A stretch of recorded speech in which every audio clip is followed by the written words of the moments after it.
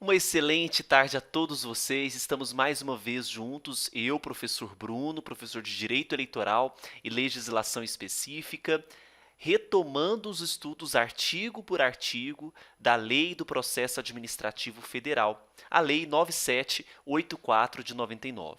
Estamos agora começando uma das outras fases do processo administrativo. Quando a gente fala de processos administrativos, nós podemos dividir em três fases, né? Claro que há outras ali, mas basicamente nós temos uma fase de instauração do processo, temos uma fase de instrução, que nós vamos inaugurar agora, que é justamente a fase de colheita de provas por parte da administração pública, e também a fase de decisão, que virá a seguinte. Então, nós temos ali três fases importantes: instauração, instrução e decisão, o julgamento no processo administrativo. Não é? Vejamos aqui que essa fase de instrução ela se resume na fase de colheita de provas. E quais são as provas que são admitidas no âmbito do processo administrativo? Temos ali as provas testemunhais, provas documentais e, além de tudo, também provas periciais. Veremos no artigo 30 que é vedado, em regra, a admissão de provas por meios ilícitos no âmbito do processo administrativo. Claro que há alguns pontos que nós precisamos tratar. Então, olha só, o que prevê o artigo 29? As atividades de instrução destinadas a averiguar e comprovar os dados necessários à tomada de decisão. Então, há uma colheita de provas para que seja tomada uma decisão.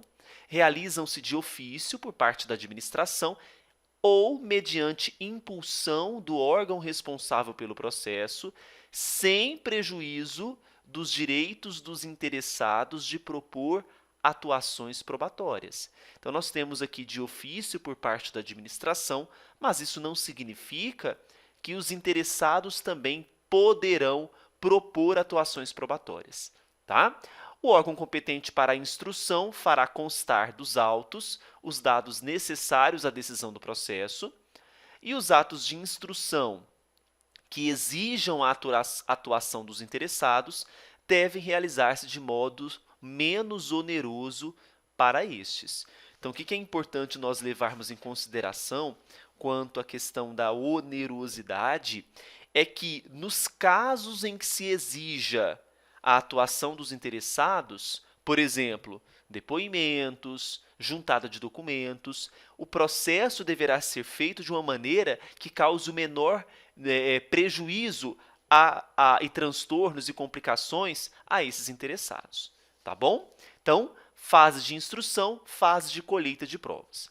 Já disse para vocês que, no âmbito do processo administrativo, é inadmitido, em regra, vamos colocar aqui, em regra, as provas obtidas por meios ilícitos. E nós temos alguns adendos a fazer aqui. Primeiro, o adendo é o que nós chamamos de ilicitude por derivação. O que isso significa? Que é aquela famosa teoria americana, a teoria dos frutos da árvore envenenada. O que o STF admite? Veja só, se eu tenho uma prova obtida por meio ilícito, tudo aquilo que vier posterior em relação a essa primeira, derivada dessa primeira, também será ilícito. É o que o próprio Código de Processo Civil admite, que é a ilicitude por derivação. Isso é importante nós ressaltarmos também. Um outro ponto que eu considero relevante para a gente é a relativização, vamos colocar aqui, a relativização desse artigo 30. Nós sabemos que as provas obtidas por meios ilícitos, ela é vedada, mas quando eu invoco a ilicitude com base no princípio da proporcionalidade em defesa, em benefício de defesa, aquela prova será admitida, caso ela seja a única ou ela seja relevante para a defesa, nunca em prol da acusação. Isso é importante. Então, o que está previsto no artigo 30, já foi cobrado até pela ESAF, é essa relativização com base no princípio da proporcionalidade. Tudo bem? Entenderam a questão da inadmissibilidade no processo administrativo das provas obtidas por meios ilícitos?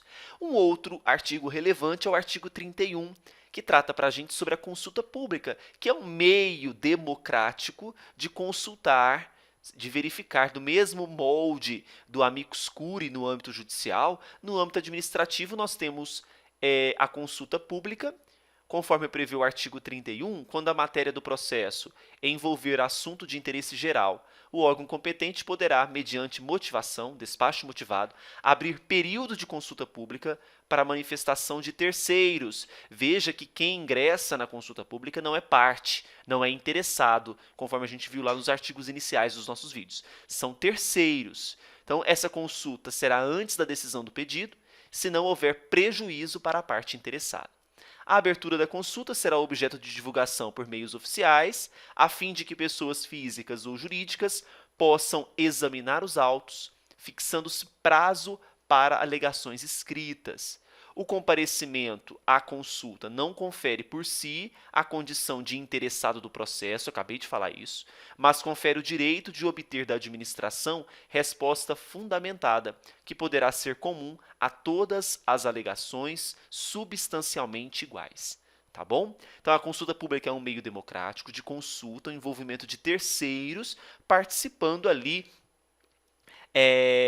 desta matéria, do desenvolvimento da matéria acerca da decisão daquela consulta. E essa consulta pública, mais uma informação de relevância aqui para a gente, é que trata-se de um ato discricionário da administração. Então, a administração opta por realizar ou não a consulta pública. Tá bom, pessoal? Convido a todos para ir no meu site, eleitoralcombruno.com.br, e adquirir o nosso curso de questões comentadas da 9784. Questões comentadas em vídeo, apenas R$ 30. Você tem um comentário aprofundado de cada uma das questões, preparando você para qualquer prova que cobre a Lei 9784. Tá certo? Desejo a todos bons estudos. Nós nos veremos no próximo vídeo, que nós não terminamos ainda a Lei 9784. Até mais.